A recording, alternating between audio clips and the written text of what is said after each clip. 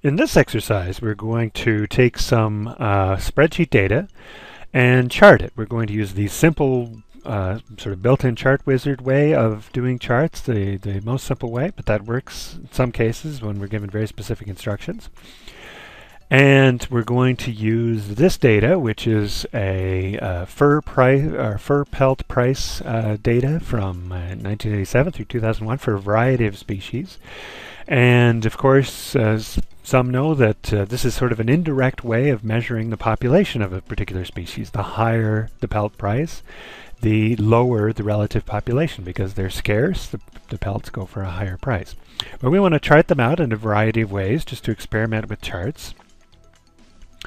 And it mentions we're going to start with, we're going to compare the 1987 prices of all of the species, just that one. So it tells us to select between A5 and B18, that range. So there's our range there. We'll start the chart wizard. We can either use the chart wizard button here, or from the insert menu choose chart. They both amount to the same thing, and we'll go through the 4-step chart wizard process. And it asks us to use a pie chart. So I'll choose pie, which shows proportions total. We can view the sample. There's what it's going to look like essentially.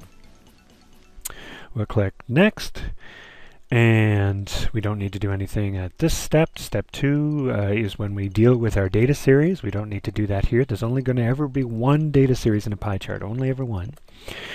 Click next. We can give it a title, and we can just say pelt prices 1987 maybe. Oops. There's no category, there's no axes in a pie chart, so we don't have anything there. Click next, and I prefer to insert new charts as a new sheet, and that gives us an entire sheet to work with rather than just a chart embedded onto this page of data here.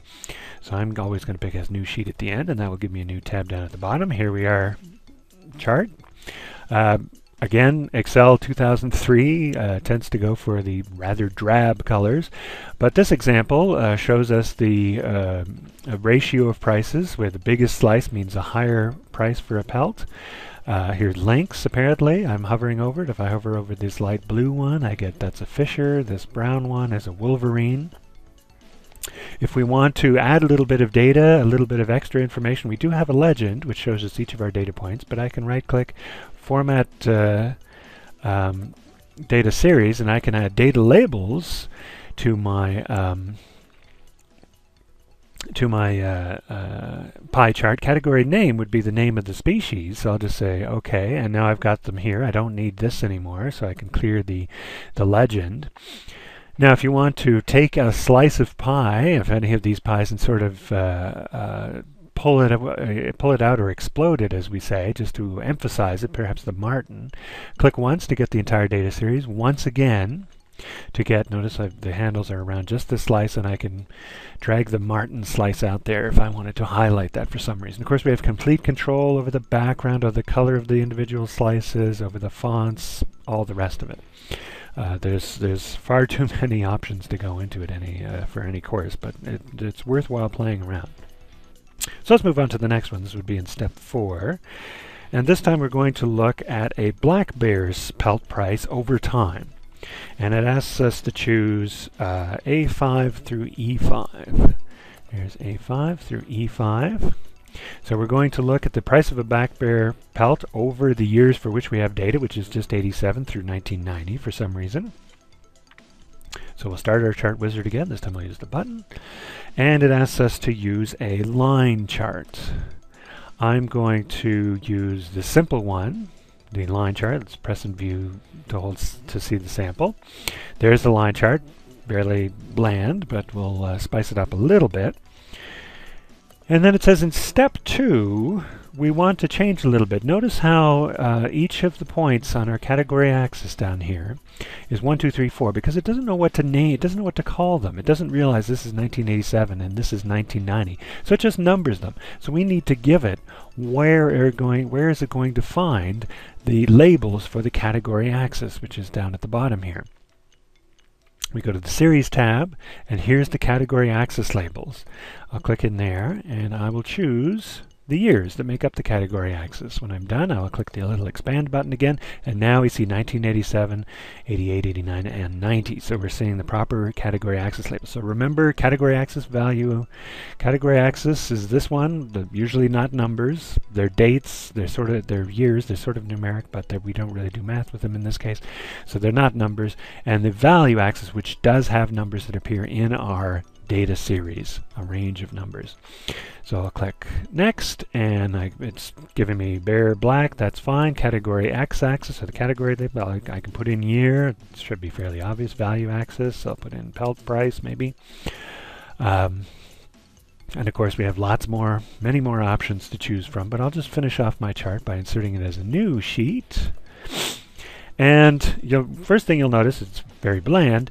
I'm not using up all the space. I look at all the space between 0 and 50 is just wasted charts. Now, the way we get rid of the extra space by maximizing our chart's use of what I call the real estate, this whole area, the chart plot area, is we want to modify the scale of the value axis. So I'll right-click on the value axis, choose format axis, and I want to modify the scale. It will pick 0 and a maximum of 100. It will decide what the lowest point and highest point of my scale should be, but I want to change that to between 50 and 90. And as soon as I do that, you'll see the checkbox disappears, meaning it's no longer in control. I've decided to choose these. If I check it again, it will reapply what it thinks are the correct boundaries of that scale. But I'll just say OK. And now notice I'm using much more of the area. Maybe I could go to 55 even, but I won't bother. The chart asks us to modify our data series line here to smooth it. So I'll say Format Data Series, and I'll pick a different weight, make it a little thicker. We don't get a lot of choice here, but I can check Smooth Line, which will just sort of smooth out the rough angles of that line chart. And now I could do all sorts of other fancy things. First of all, I don't need a legend. There's only one data series, so usually you don't need a legend unless there's more than one data series, so that just takes up wasted space. And we could change the background by formatting the plot area. We could choose a different fill effect, maybe a preset fill effect, sunset. What else do they have? Daybreak. Ooh, that's pretty fancy. I'll choose that one. Why not? And but of course you can use a picture, a pattern. There's many choices that we have for these things. They're infinitely customizable, it seems. But there's an example of a line chart. Now, just to point that out, this is a trend, or this is a chart that goes over time, meaning that there may be a trend we can apply. It goes from 1987 to 1990. Perhaps we can apply a trend line to this just to see what the overall pattern would be. Now it's very irregular, so a trend line might not do much for us, but we can just see how it's done. So I'll right-click on a data series to apply a trend line, and then I'll see an option, Add Trend Line. It will give me a series of choices. Choosing which one and when to and when not to apply a trend line is a science, but it's a difficult science. It's close to an art. But I'll choose linear trend line, which is just find the straightest line that can match up to the data points. And here we go. That's what it finds. So overall, it seems like bear prices are increasing, but of course we have very little data, and it's very irregular, so this trend line may not be all that representative. But of course, like any other line, we can format the trend line, we can change its weight, we can make it a different color, and all the rest of the goodies that we've grown accustomed to with charts. It's just the same as the trend line. Once you put in a trend line, you might want to see it in legend. I'm going to choose Chart Options to find my legend again. And I'll show the legend over on the right hand side, and there it is, bare black. The blue is the data series, and then it shows me a linear trend line for the data series called bare black. That's what the red line is. Sometimes you'll have multiple data series. So there's a second chart. A third chart, we're going to compare a number of species, so a number of data series over a number of years, and this one says we should pick everything between A5 and P9 all the way down to just these ones. Just the first 5 animals, species we're going to choose. We're going to choose a column chart type this time. There's the chart wizard. Column chart type, I'll choose the first one.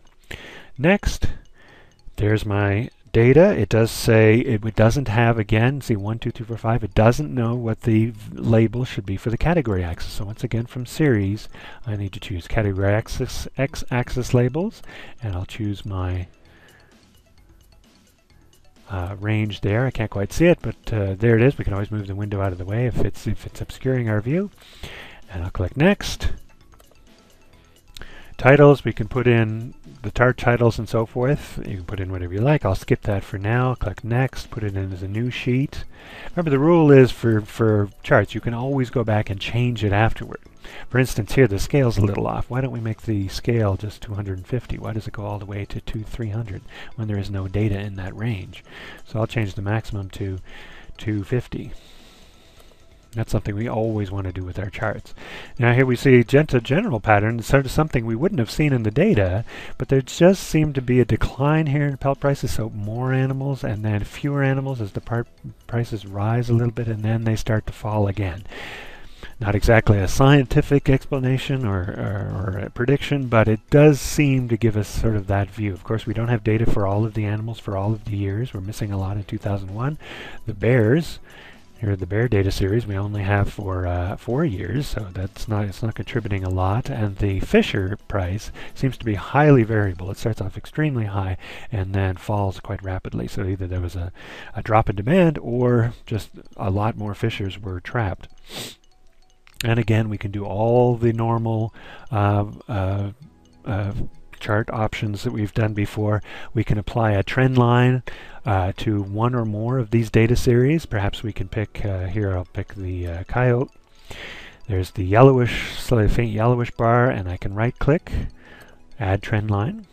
And this time I'll pick a polynomial trend line, which gives us curves. And the higher the order, the more bends in the curves, essentially. There's a lot more to it than that, but that's enough. And essentially you just pick a trend line that seems to match how the data is moving. But if you're doing real statistics, there's a lot more to it. You have to sort of prove that you've chosen a proper trend line. But if I just choose that one, it gives us a sloping curve that bends twice, one here, one there, once there. And this is for the coyote. It's just an approximation. It seems that the price went down, went up a little bit, and then went down. Obviously, who knows what's going to happen in the future? We don't have data to predict into the future, so it's not a good idea to extrapolate. And beyond formatting this however we like, notice the polynomial trend line does show up in the legend. That's the end of the exercise.